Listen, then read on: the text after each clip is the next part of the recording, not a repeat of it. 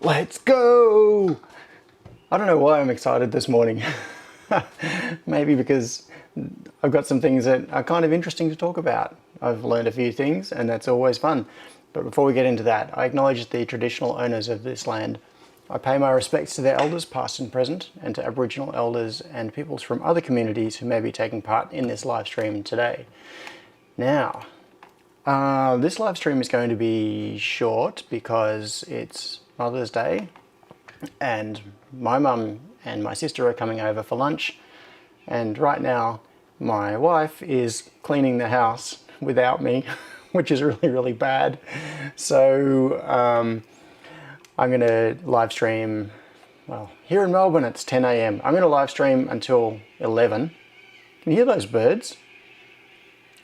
It's like a big crazy flock of birds right over me making heaps and heaps of noise right now. Yes, I know, Sion, I'm way too excited. Cool. So, Sion's here, Matt calling in from the U of K. Station 240, Austin's here, some call it fun. James is here. Both Jameses, we've got James Kennewell and James O'Gorman. Okay, and Frank, Dodgy. Hey, good morning, Dodgy. So, I probably missed a few people that have been commenting already. Sorry about that. Now,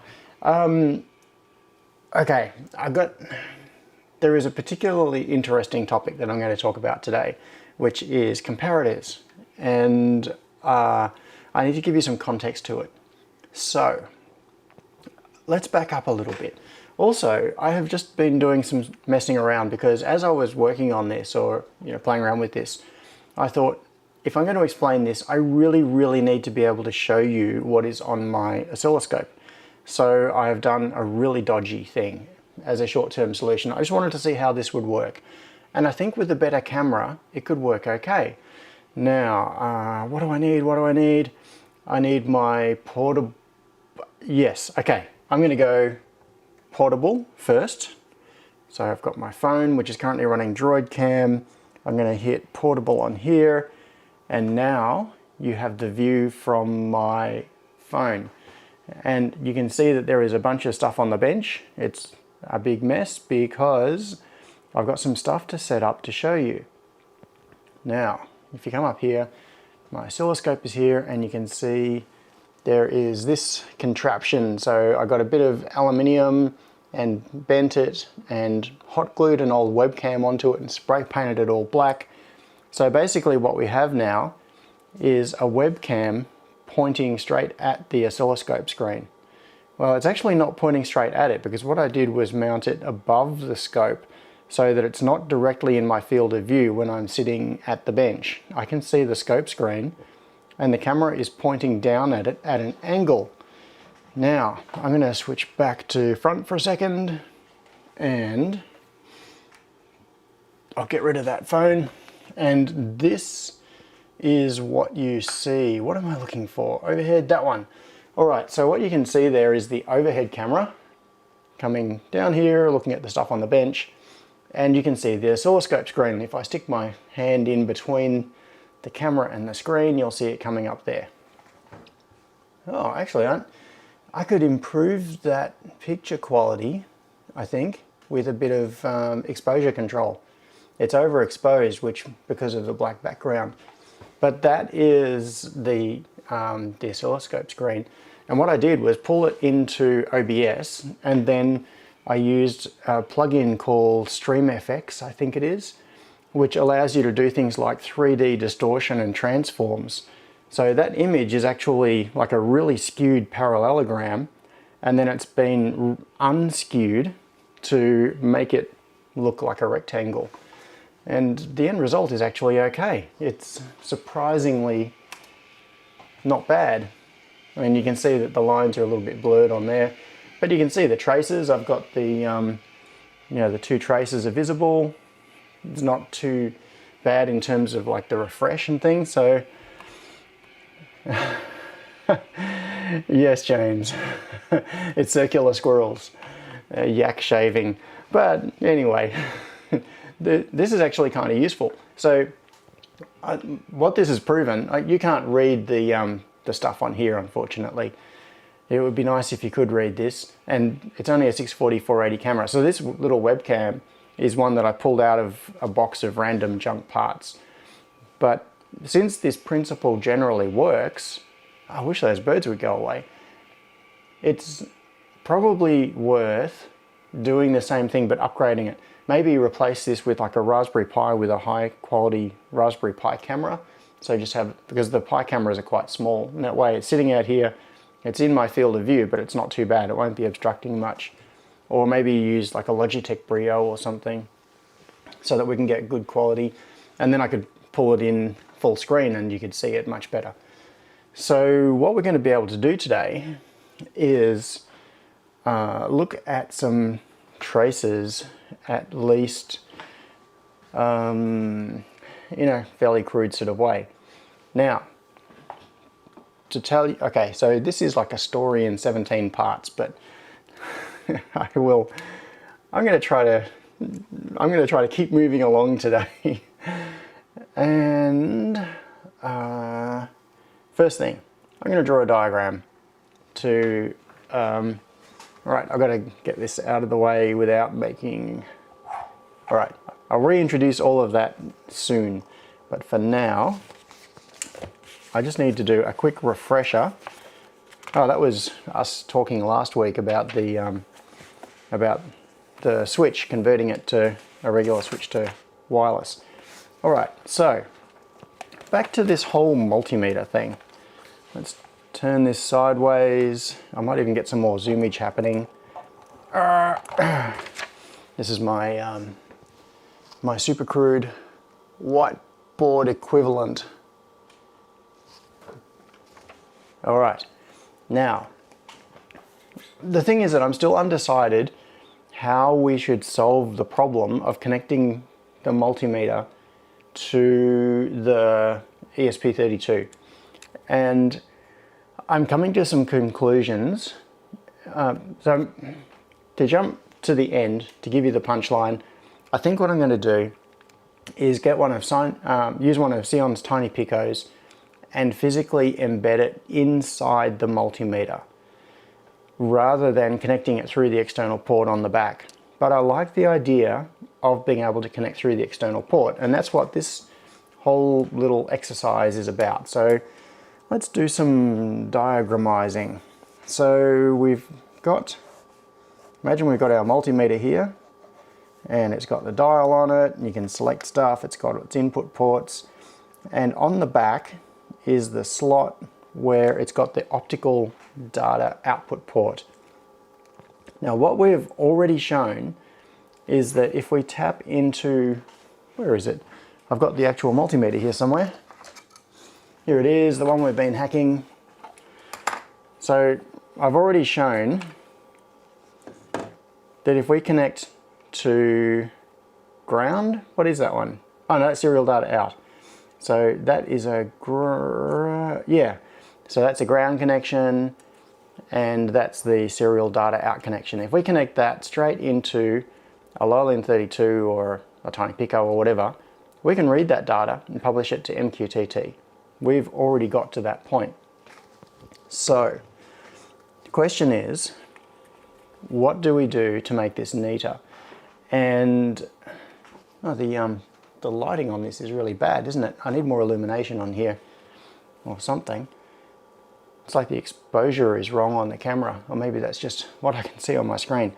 So what I'm thinking of doing is getting a Tiny Pico, stuffing it into a bit of spare space in here, and along with a battery, so I can take advantage of the Tiny Pico's battery management system, and link it up to only power up when the multimeter is turned on.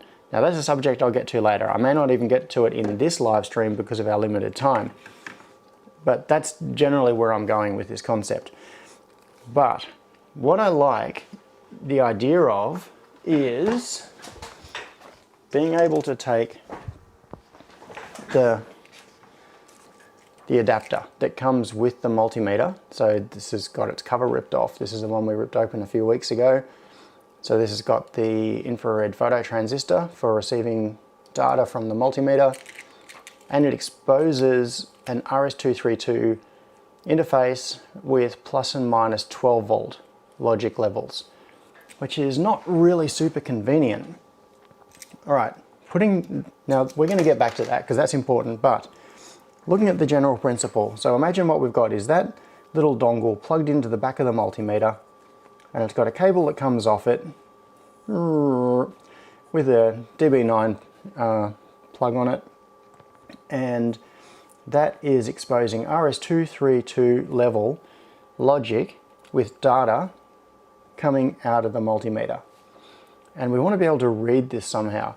So my goal is to have a device that you can just plug into this socket, this thing here, and get data without any other modifications at all. Because I'm thinking, I mean, I can do this as a one-off. That's no problem. Like, we can hack this together, we can modify this.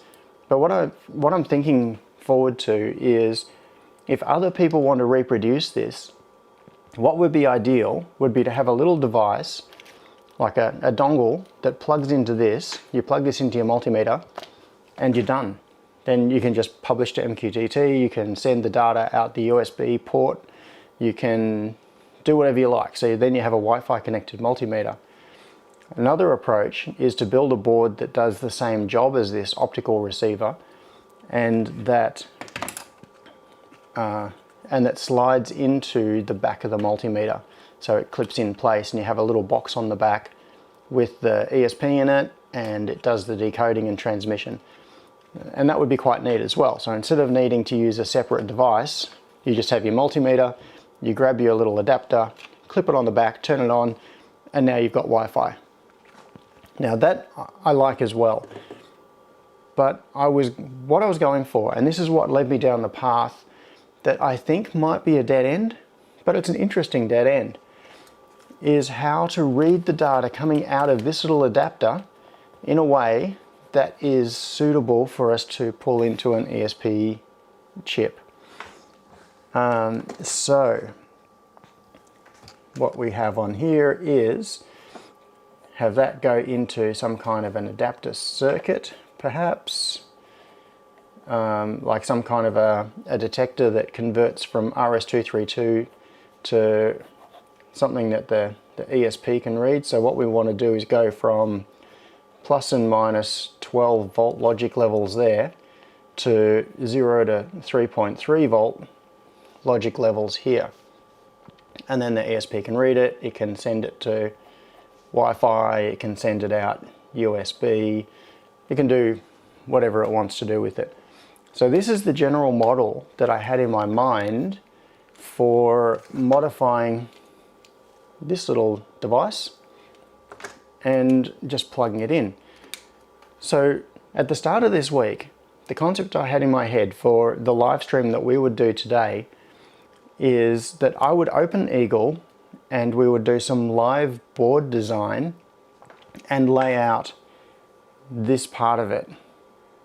Like a little board with a DB9 connector on it and whatever interface circuitry is required to connect into here. And we would have ourselves a nice hardware solution. So I did a whole bunch of digging and some experiments and things, and I think that all of this might be a dead end unless we can solve some problems. So what I did was I zoomed in on the part of the schematic for the multimeter that has the two adapters on it. Oh, let's adjust that camera a bit. Can we get it all in? Only just. Maybe some X zoomage would help. Some unzoomage. All right, so down in the right hand side here, this is the data output from the multimeter. It's using this transistor to turn this infrared LED on and off, and it pulses to send the data. And then this dotted box here is the RS-232 adapter. So that circuit is that. And this one up the top here is the equivalent for the USB interface. And when you buy the multimeter, they typically come with the serial interface, but they don't come with the USB interface. You have to buy that separately. And I've heard from people that these are quite unreliable, so I haven't bothered buying one. So what I did was I sat down with this schematic, and please ignore this. That was a bit of a failed attempt. And I thought about what are the differences between these two circuits. Because this one is generating the RS-232 level signals. This one is going into a USB to serial converter, which is what the H.232.1U is, to give USB out the end.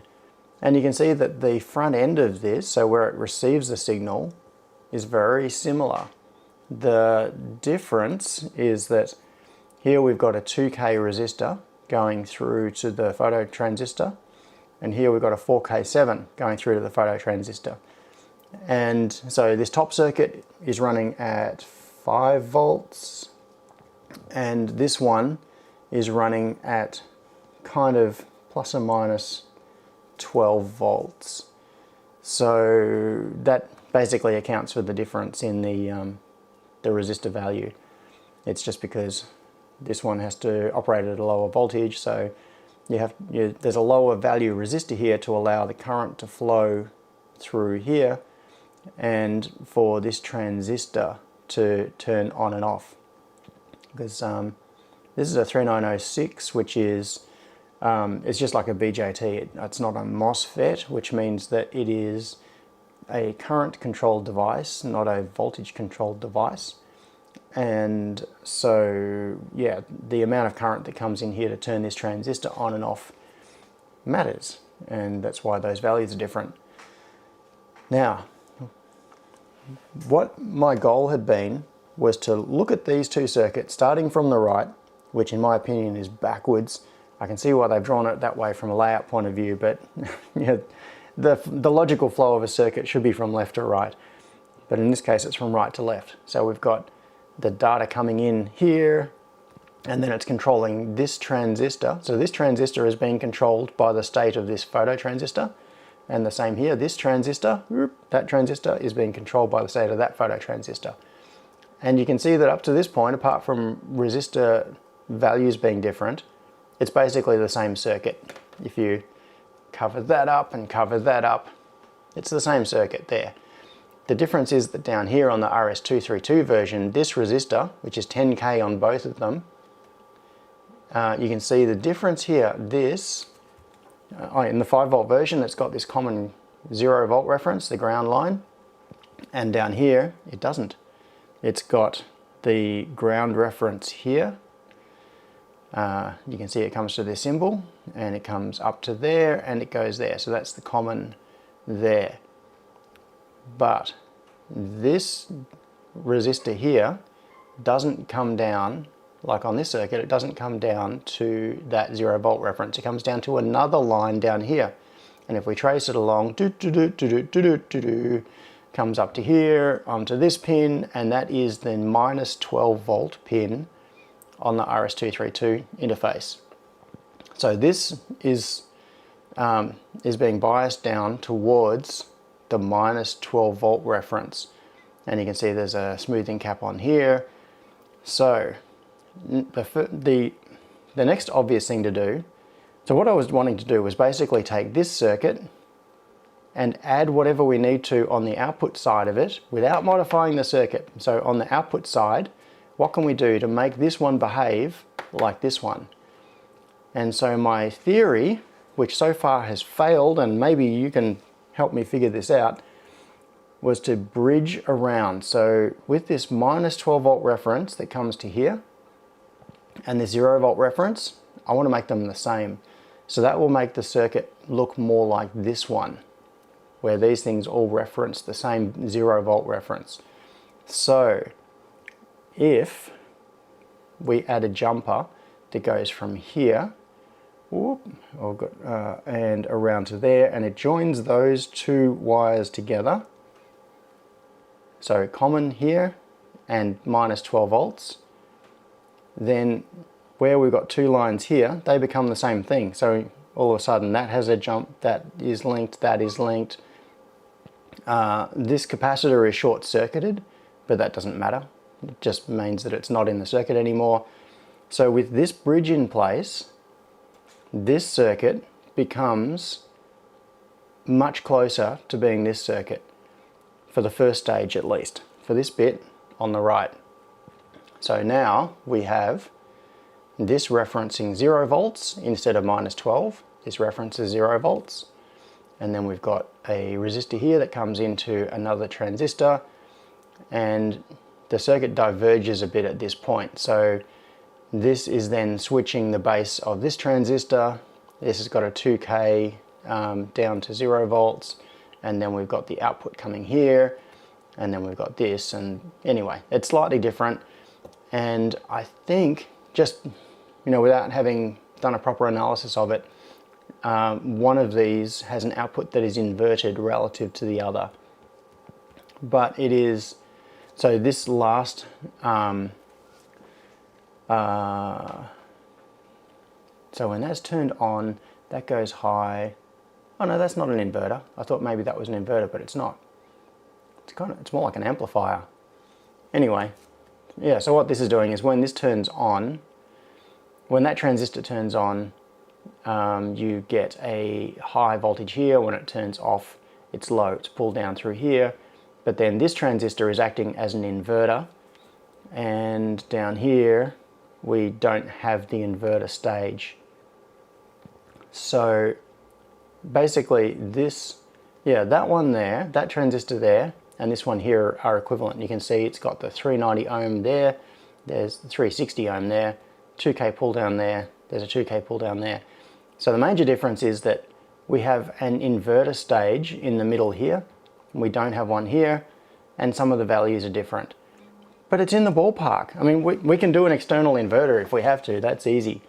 So just looking at this, I thought I was on a winner, because what I thought we could do is just jumper externally, provide 3.3 volts instead of 5 volts.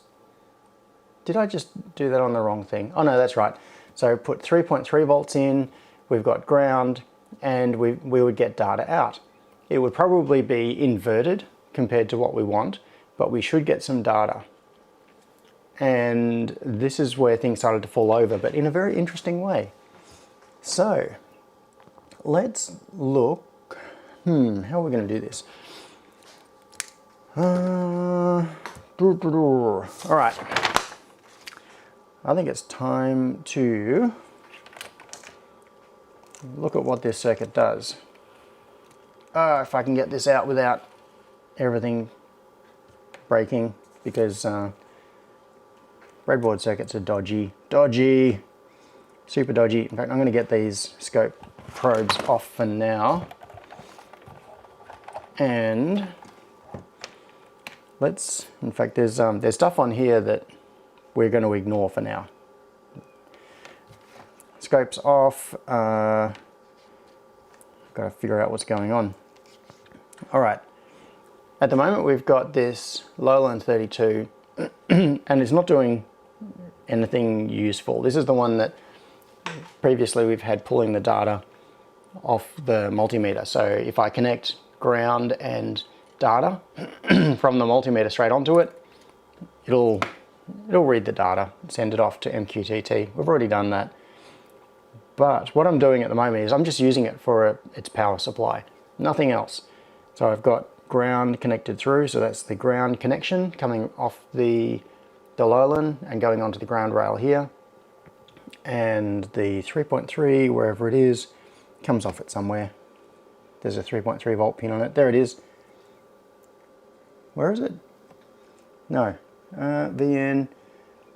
I can't even see where it is. Somewhere there should be a 3.3 volt pin. Oh, there it is. It's the one at the top. Very obvious, right there. Okay, so that one is 3.3 volts going through to the 3.3 volt rail. So all we're doing at the moment is using this to supply its 3.3 volts. And then it's hard to see, and I can't really move it because it's all very delicate. But what I've done is got a DB9 connector And see this little black wire? In fact, let's re-zoom. Come on, focus, focus. You can do it. Focus, there we go. So this little black wire that's looping around, that is the one from the schematic that I just drew. Oh, hang on, it just broke off. Great, now I've got to solder it back on again. And that is why these things are annoyingly fragile. Okay, so that loop is linking the minus 12 volt and the 0 volt lines together so that it gives us that common reference.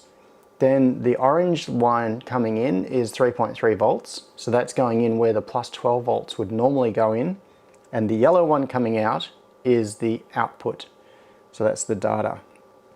And in fact, let's disconnect that.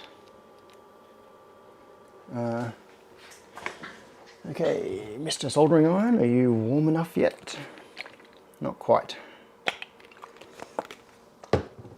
So the very first thing we'll do is we'll just look at the raw data that comes out of this, because that is the signal that we have to play with. Before I go soldering this, I'm going to unplug it. Not very smart to be soldering on a live device. I've done it before. It's dumb. Don't do it. Okay, so now we have, so what we've got right now is this connector is going to an adapter plugged into the back of the my multimeter up on the bench. So I'll turn it on. You would have heard the beep. The multimeter is now on. It's sending data. So in theory, this RS-232 interface should now be receiving data from the multimeter via its optical interface. But what are we going to get coming out of this yellow wire? Is it going to be anything that's useful in any way? What do I need? Okay, multimeter probe.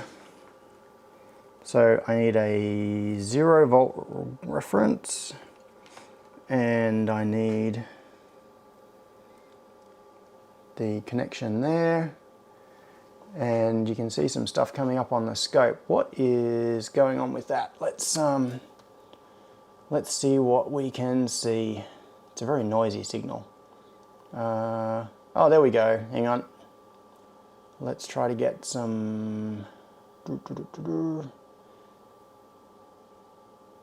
All right, you can. It's probably a bit hard. Oh no, it is coming up on the screen. If you look on the screen now, you can see it's kind of blurry, but it's like a bit of a square wave coming up. That is the data coming out of the RS-232 interface. So what we're looking at right now is what's on that yellow line. And if I hit single shot mode on this, in fact, let's change the time base so that we can capture more of the signal. Yeah, this is where it gets really interesting. Come on, let's capture some more. There we go. So there is a complete data packet coming from the multimeter. And we've picked this up with no modifications at all to that optical RS-232 interface on the interface itself. All the modification has been done external. All it is this ground link that goes around to, take those two the 0 volt and the minus 12 volt reference and tie them together.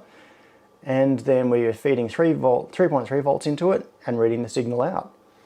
And that is actually really cool, because it means that we're working with a totally unmodified device, and we can just plug into it and see that data. And this is the same data that we were getting by soldering directly onto the serial data out here coming from the multimeter control chip. So it looks like we're on the right track. When I got to this point, I thought, yes, we're going to do this, but things fall over a little bit, which is probably because of my own lack of knowledge. But maybe one of you can help me and set me on the right track. So with this, we got nice 3 volt data coming out that we could decode. And here, with this right now, with the modified optical interface, we are getting data coming out, and it is the same sort of data packet that we were getting before. Now I'm going to, let's zoom in on this. We'll change the time base so that we can, what do we do? We'll change that so we get a nice signal. And you look at this and think, hey, that's really nice. We can decode this, and we should be off to the races. So I'm just going to scroll the signal sideways, but there's an interesting thing going on here. Look at what's happening to the voltage. The amplitude is staying about the same. So if I come back across to the left here, look at the amplitude of the signal. I'm going to go right back to the start of it. And you can see here, I've got to find something to point with. This will do. All right, so you can see here, the signal comes in, where can I stick my hand? Signal comes in here, and if you look at the grid lines, it's almost on this grid line, and then it goes up to almost 2 grid lines up. Like, the actual units don't matter at this point. So we're on a 500 millivolt scale here. So the amplitude here, it's a bit under. It's actually about 800 millivolts. So we're on a 500 millivolt grid. So that's, if that was 0, then that would be 500 millivolts, and that would be 1 volt. And it's a bit below. So the total amplitude is actually about 800 millivolts. So that all looks good. So we just need to detect an 800 millivolt change in the signal. With a bit of amplification, we can do that. So then we scroll across to the right. Let's have a look at what's going on. Now, keep in mind that this signal is referenced off this grid line right here. And then watch what happens as time goes on. Look at the troughs there, the lower point. It's dropping way down below that grid line. It's dropping there. It's dropped almost 500 millivolts. And you can see our amplitude is still up around that 800 millivolt mark. The amplitude hasn't changed. The difference between the top and the bottom position of the signal is the same, but the whole signal has shifted down. And here, at the start of the signal, it was on this grid line. It went from here to here. And now the whole thing has shifted way, way down. So we'll keep scrolling along, and you can see it's still, the whole signal is starting to shift. No, it's still shifting a little bit. It's kind of stabilized by this point, but it's on a general downward trend. And comes along a bit more. It's all the bits of data. If you had the patience, you could sit here and decode this data packet just by looking at the trace on the scope. And you can see at this point, the signal, the base of the signal is way down. It's gone from here, so it's dropped probably close to 600 millivolts from its base. The amplitude is still around 800 millivolts. So we've got this decay in the signal. Now, this is where it gets really interesting, which is how do we decode this and what can we use? And my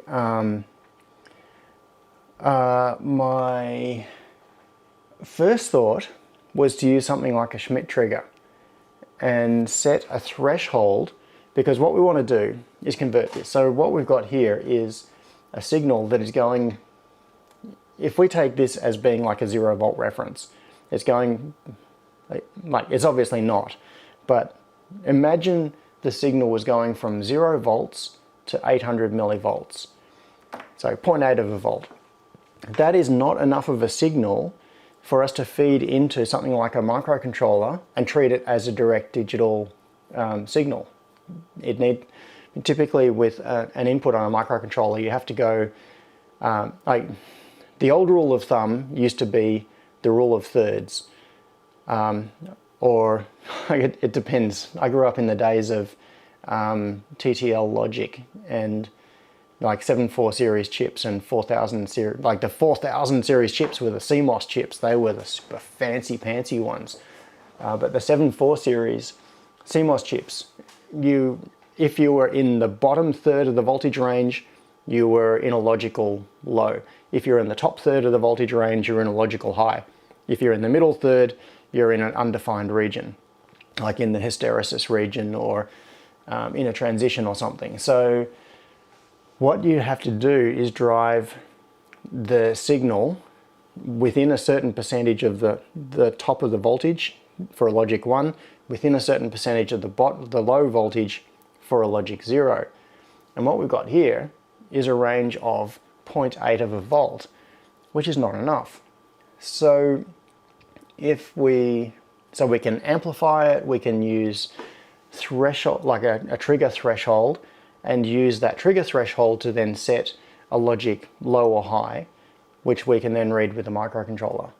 So yeah, at this point, I was still thinking, yes, we've got this, no problem. And now, one way to do this, if you do something like a Schmitt Trigger or something that compares to a reference voltage. So what you do is you would have a circuit where you tune it by setting the threshold at which you want it to switch. So if it goes above a certain point, you want it to be a logic high, and you want it to drive the output high, and then below a certain point, you want it to drive the output low. But remember this decay that I was showing you. This starts to catch you. So looking at the scope trace here, if we set the threshold, just going to zoom so we can see the whole packet, because then this all becomes much more obvious. All right, so here we can see, I'm going to turn off trace 2 just to get it out of our way.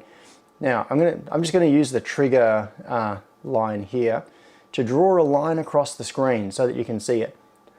And if you look at this, you can see what our problem is, because what we need to be able to do is set the trigger point so that anything above the trigger is a logic high, and anything below the trigger is a logic low. And we don't have very much to play with. Look at this. And if we set the trigger below this, it's not going to work. If we set it above this, it's not going to work. So we've got this very narrow band in the middle where it is going to be high enough that it will reliably work at the start of the packet, and low enough that it will reliably work at the end of the packet. So all of a sudden, our 800 millivolt of headroom has gone, and it squeezed down, oops, to, I should be looking at what I'm moving, has squeezed down to this narrow little band right here. And we have to be able to detect transitions across that point. Now that could be done, but it's getting into the region that strikes me as being a little bit finicky. You know, the sort of thing where you build a circuit and it works, and then a different day the battery in the multimeter has changed slightly and the signal is not quite as strong coming out the infrared LED, and now it doesn't work anymore, and then you've got to tune your thresholds, and you know, it just makes me feel like those old days of you know, like valve radios, where you start it up and you got to wait for it to warm up for 10 minutes so that everything stabilizes and has reached its operating temperature, and then you carefully twiddle the dials and they're all kind of interrelated, and you change something on one setting and then it skews other things, so then you've got to compensate over here, and eventually you can get a signal tuned in. That is... There's a squirrel I could chase in relation to that. I actually have a fair bit of first-hand experience of doing exactly that. But okay, let's not chase that, because it's already 40 minutes in. I haven't even looked at the chat almost since it started, and I haven't even got to comparators yet, which is the fun bit. That's the thing I've been wanting to tell you about, because that is the thing that can fix this problem, that one right there, with that narrow little band. Because, so let's have a look at this signal and zoom it in. So what we're looking at here is transitions. Now there are two ways of thinking about this. We want to decode this, this packet of data. Oh no, we don't want to decode it at this point. All we want to do is be able to reliably output zeros and ones. We want to know when it's high and when it's low. And in fact, because of the encoding, it's not even directly zeros and ones, but okay, let's say high and low. We want to reliably take this little waveform here, and when it goes high, we want to output a strongly driven high. When it goes low, we want to output a strongly driven low. And we want those signals to match our target device, like the thing that we're going to be reading this with. So the first way of doing that is what I've just been describing, using something like a Schmitt trigger where we set a threshold, and if it's above the threshold, it drives the output high. If it's below the threshold, it drives the output low. But that's a little bit too touchy. So this is where the magic of comparators comes in. And this is super cool. I like these things. They're very, very clever. So I'm going to try to get this out of the way so that I can draw diagrams again. And if we get time, we're going to connect up a comparator and see what happens. So, a comparator. Now, looking at the signal, okay, no, forget the signal. We'll get back to that. We'll get back to the signal. Now, a comparator is a circuit that, or a device rather, internally it's a circuit of course, but okay, it's a device that has two inputs and it has one output. And it has one job only. I should put this on here, comparator. Its job is to compare these two input signals and change its output state based on these input signals. Now, the way it works is, if you have, now say you've got, how am I going to do this? All right, so logic low. No, it's not actually logic low. Let's look at some comparisons. Say we've got 0.4 volts on this input, and we've got 0.5 volts on this input. And the inputs are, normally called like in A and inverted in A, or like in bar A, or positive and negative inputs, like plus and minus relative inputs, that sort of thing. So in this case, what we would do is we've got 0.5 volts going into the negative input, 0.4 volts going, and that's not a negative. This is just like straight voltages relative to, whatever the thing is. No, they're actually relative to each other, but let's not get into that detail. So the point is, in this state, the negative input has got an input that is higher than the positive input. So the output is going to be low. So it's going to give like a 0 volt output. And okay, so we've got 3.3 volt supply here, or reference voltage, and we've got a ground connection here. So in this case, it's going to be a 0 volt output. Now, what if we put in, say, 0.7 volts into the negative and 1.2 volts into the positive? Now in this case, the input on here is higher than the input on here, so we're going to get an output that is high. So in this case, it's going to be 3.3 volts. So I've just done a kind of confusing way of explaining that it's taking two inputs and it's just comparing them. And if one is higher than the other, the output is high. If it's lower than the other, the output is low. So you can also think of it as being like a reference input, like a normal input and a reference input. Now, I probably just confused the hell out of everybody. I don't know if that made any sense at all. But the significant thing here is that, all right, let me do this again, and I'm just going to use different wording. I'm basically going to say the same thing that I just said before, but I'm going to use a diagram. So this is the way the inputs are normally done on a comparator. I'm going to use different labels and different terms that I think explain it a little bit better. All right, so we've got a reference voltage and we've got an input. So the logical way of saying this is if in is greater than Vref, then high. Like if you were thinking as a programmer, and then you do else low. Like this is horrible pseudocode, but I think in some ways it explains a little bit more. Think about this comparator as if it's a piece of code. So if your input is greater than your reference voltage, we want the output to be high. If it's lower than the reference voltage, we want the output to be low. So I think if you think about it that way, it kind of makes more sense in terms of what the comparator can do.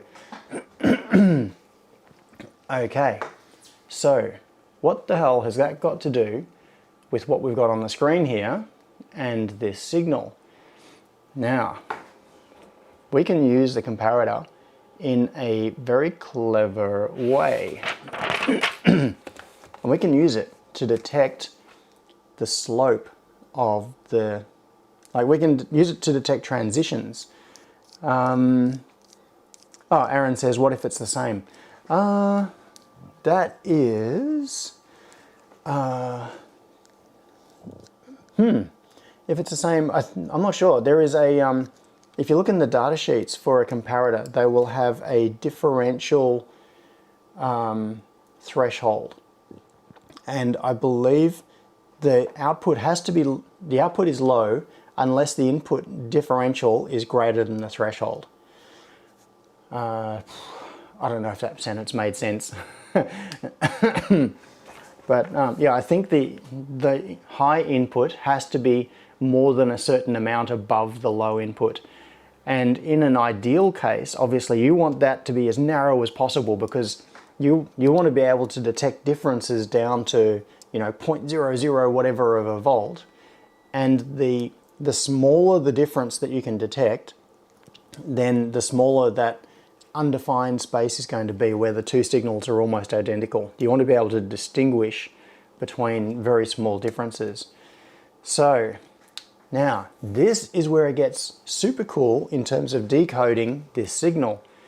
Now let's do another diagram, and I'm going to do a comparator. I'm going to draw this nice and big so it's easy to see, and we've got plus and minus inputs on here, and we've got an output going there, and we've got our data coming in from the multimeter. Can you see that? Yes, you can. Cool. So we've got the data coming from the multimeter, and we feed that into one of the inputs. Now, we need a reference voltage. So the way that comparator works, so if we go back to this thing here, what we need is a comparison. We want to know if the signal is above a certain amount, then it's high, or if it's below a certain amount, then it's low. And looking at this, so what we could do, one way to use this comparator, is if we look at what's on the scope screen, if we had a reference voltage that was where that that orange line is that I'm moving up and down, I'm just moving it up and down so that it stays visible. It doesn't automatically go away. That's the trigger line. I could turn on the cursors, but anyway. So if we use the reference voltage that was matching that line, we could then detect if we were above it, turn the output on, if we're below it, turn the output off. And that is possibly a viable solution. But then you get back to that thing I was talking about. So this is kind of using a comparator as a Schmitt trigger. And in this case, what we would be doing is you would have to tune that position. But what if the whole signal is skewed, like we're seeing here, and we don't want to have a fixed reference voltage? We just want to know, is the voltage going up or is it going down? And how can we tell? This is the clever bit. This is the bit I really like about comparators. All right, what we can do is introduce a very slight delay to the signal, and we can use an RC network to do that. Now, what we're going to see here, so this input here, this has actually worked out really well. If I move the notebook right here, it'll line up with the oscilloscope trace. Look at that. So the signal that the oscilloscope is showing up here, so this is the data coming from our multimeter, and that voltage, which is fluctuating up and down by 800 millivolts, it's coming along here. That signal goes straight into this input on our comparator. And I'll just move this out of the way. So that signal here, when we say in, that is the raw signal coming from the multimeter with its 800 millivolts amplitude and the offset that is causing it to slowly drift down. Now, this is super cool. What we can do is take that same signal, bring it down here, feed it through a resistor, and put a capacitor in here. I'll just add the power rails in there. So put a capacitor in here. So what we're doing is we've got the signal come straight into this input, and then we've got the signal that comes down here through a resistor, past a capacitor, and to the other input. Now, the actual values for the resistor and the capacitor can be chosen based on the characteristics of the circuit, like the basically the rate of change of the signal, which comes down to, in our case, the baud rate, etc. That's not hugely important. Ignore the values for now. We will get to that in a second. How much time have I got? 7 minutes. Bloody hell, I better talk faster. I need some caffeine or something. This is cool. I like talking about this stuff. I like learning about it too. Like over the last few days digging into this, it's been really fascinating. So what happens is we have the signal directly there, and we also have the signal coming through here, but we've got a resistor R and we have a capacitor C. Now what is going to happen to the signal here? Now the signal from this input is going to come here basically at the speed of electrons. So all the angry pixies are going to be running, or the Coulomb people will be running along the wire, and it travels, you know, conceptually at the speed of light approximately, and it will get to here very quickly. But what's going to happen here? Now, I'm going to draw a little diagram. So I'm going to draw a diagram of the voltage on the input. So we're at this point, and then it starts to rise, and then it goes like that. Okay, so we've got a rising voltage. Now, I need another color pen, because I've got to draw this over the top and show you what happens. Now, as the voltage here, as it rises, it is also going to flow through this resistor, and it's going to start to charge this capacitor. But the rate at which the capacitor charges is going to be dependent on the value of the resistor and the value of the capacitor. So the voltage here, so let's call this V1, and I'm going to use a different color and call this one V2. So the voltage, can I get more zoom, or is this a zoom? Yeah, it's about as zoomed as it's going to get. So the voltage here, V2, what is going on with V2? Now initially, at the moment where the voltage starts to go up, so V1, V1, and initially V1 and V2 are the same, so it starts here. But V1 goes up, V2 is not going to immediately follow it because this capacitor is going to hold it down low. The capacitor is going to slowly charge up through the resistor and the voltage will then rise. So over time, the voltage will begin to rise and it will start to follow V1 until the capacitor is charged, and then it will meet V2. Sorry, those lines should be on each other. It shouldn't have overshot. But what you can see is the voltage on the first input is what it is. It is just, you know, the raw signal from the meter. The voltage on the V2 input is delayed because this capacitor has to charge up to allow the voltage on this little trace here to rise until the capacitor is fully charged, and then the voltages will be the same again. So we have this little area here where this voltage has not caught up yet, so there is a difference between them. So we've just built a time machine. Sometimes this is so much fun. So we've made a time machine where this second input on the comparator is seeing the signal as it existed back in time. It hasn't caught up yet.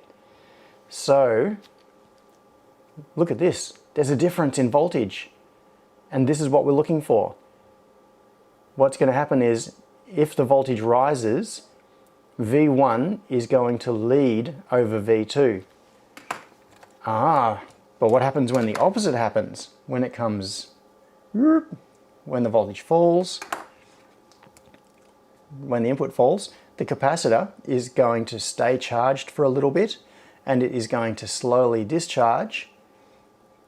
Well, it's going to discharge through this resistor again because this voltage here has dropped. This capacitor will discharge through R, and so there will once again be a delay, and the voltage will come down until it matches. So we've now just taken the signal that is coming in, the raw signal you can see on the oscilloscope, and we've time shifted it using this resistor and this capacitor. And so now at this point, so here, V1 is higher than V2. Here, V1 is lower. So if you take like a time slice through here, V1 is lower than V2. Time slice through here, V1 is higher. V1 greater than V2. Here, V1 less than V2. Now, don't know if you can see where this is going, but basically what we've done is taken a single signal, so one signal that's coming in, and we've turned it in, it's kind of wrong to say this, but I was going to say we've turned it into a differential signal. But what we've done is turned it into a signal that is itself and a delayed version of itself. And if we look at the difference between these two inputs, we can now distinguish between rising and falling voltages. And as long as that difference, so the delta between those two voltages, is greater than the distinction of the comparator, it will detect it. And that means if we go back to our trace here, if this whole signal had degraded so much that, how can I do this without getting in the way? If this whole signal had degraded so much that this point here on the trace was below the low voltage on this point, so imagine this was sloped a long way down, it wouldn't matter, because all we're doing is looking for, is the signal going up or is the signal going down? And there is no tuning involved, well, almost no tuning, because instead of having to differentiate between, you know, this narrow band here, we've only got that much to play with. We've got all of this room to play with. We can play with all the voltage differential between the top end of the signal and the low end of the signal. So if we set up the values here and the timing and stuff so that we can detect that 800 we only have to worry about detecting an 800 millivolt change now, instead of the narrow little bit, which is the difference between, you know, the ends of the signal. And that is a whole lot easier. And it's 11 o'clock. I wanted to show you so much more. I've got a signal generator here. Look at this. I've got a signal generator. I've got comparators. I was going to connect all of this up and show you the time shift and the stuff on the oscilloscope, but we're out of time. We might have to do that another day because I've got to go and help clean up. No one wins against time, yes. So, I haven't even looked at the chat through this whole thing. But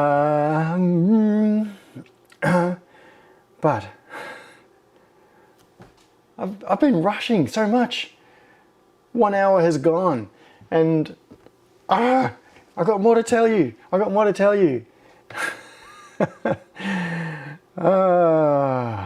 Okay. Chip, yes, I will say hello to my mum for you.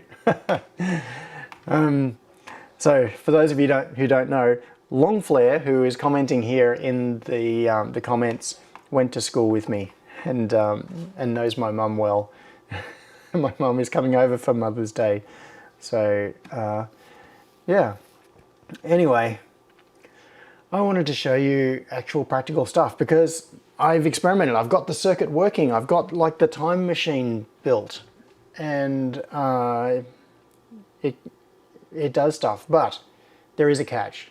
This isn't all roses and unicorns. We're gonna have to get back to that though. So, time to take a breather and sign off for today. I wish I could go for the 2 hours. I want to keep going. All right. I will talk to you. Oh, yes. Hang on. Big announcement time. Next week is going to be an interview. Maybe we will play around with a little bit of this. Maybe not. Depends what happens. But next week, Ingmar Mines is going to be coming on. Now Ingmar is very active on Twitter and does some really interesting stuff.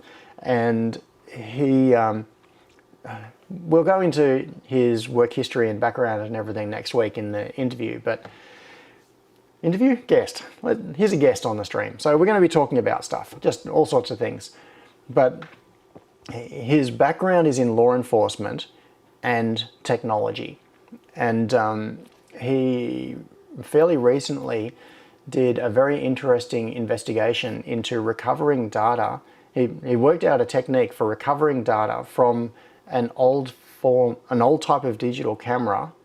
He got digital cameras and unsoldered their flash memory chips and did data recovery from them to assist in a triple murder investigation, which is I think it's gone to court already. So the trial is underway in South Australia right now, and the evidence that is being used in this triple murder investigation is based on the work that Ingmar did in figuring out how to recover data from a digital camera to use the contents of the camera as evidence. And he's just about to start a new job as doing digital forensics for the Australian Federal Police. Anyway, it should be fascinating. I really want to hear about some of the things that he's done. He's going to come and talk about projects and interesting things. So next week, Ingmar is going to be on the live stream with me. And then maybe we will talk about this. I might ask Ingmar to explain comparators to me, and we might be able to figure out some more of how this signal works. So have a great Mother's Day. Have a great week. And I will talk to you all really soon. So come back and we'll have a chat to Ingmar next week. All right. Thank you. See ya.